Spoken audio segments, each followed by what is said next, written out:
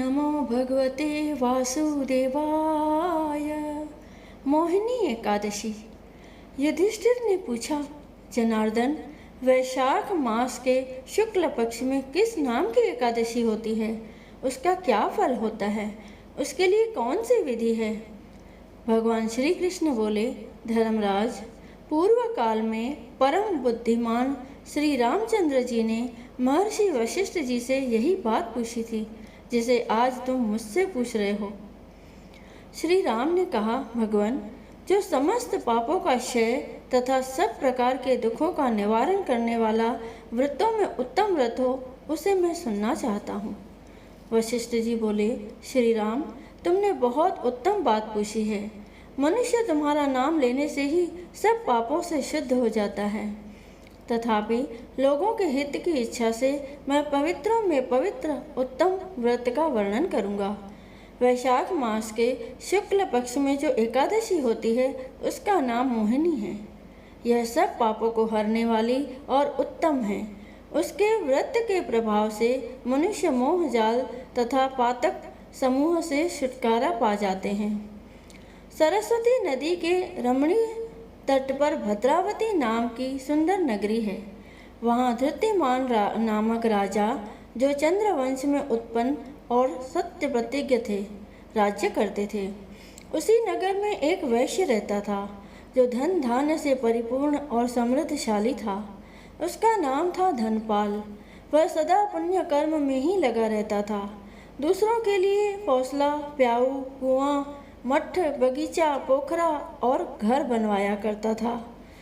भगवान विष्णु की भक्ति में उसका हार्दिक अनुराग था। वह सदा शांत रहता था। उसके 5 पुत्र थे, सुमना, धृतिमान, मेधावी, सुकृत तथा धृष्टबुद्धि। धृष्टबुद्धि 5वां था। वह सदा बड़े बड़े पापों में ही संलग्न रहता था। जुए आदि दुर्व्यसनों में उसकी बड़ी आसक्ति थी। वह वेश्याओं से मिलने के लिए लालायित रहता था। उसकी बुद्धि न तो देवताओं के पूजन में लगती थी और न पितरों तथा ब्राह्मणों के सत्कार में।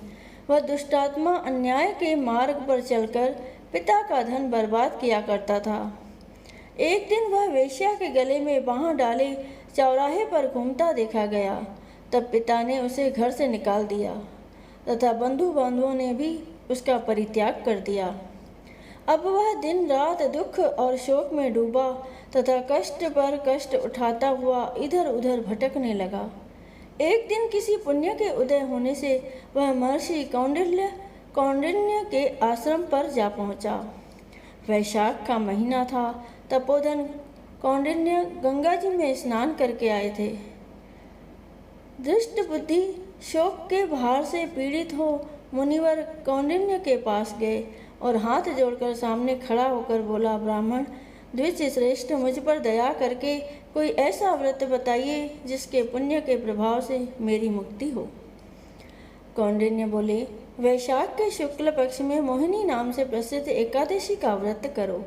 मोहिनी को उपवास करने पर प्राणियों के अनेक जन्मों के किए हुए मेरु पर्वत जैसे महापाप भी नष्ट हो जाते हैं। वशिष्ठ जी कहते हैं, श्री रामचंद्र, मुनि का यह वचन सुनकर दुष्ट बुद्धि का चित्त प्रसन्न हो गया। उसने कौंडिन्य के उपदेश से विधि पूर्वक मोहिनी एकादशी का व्रत किया।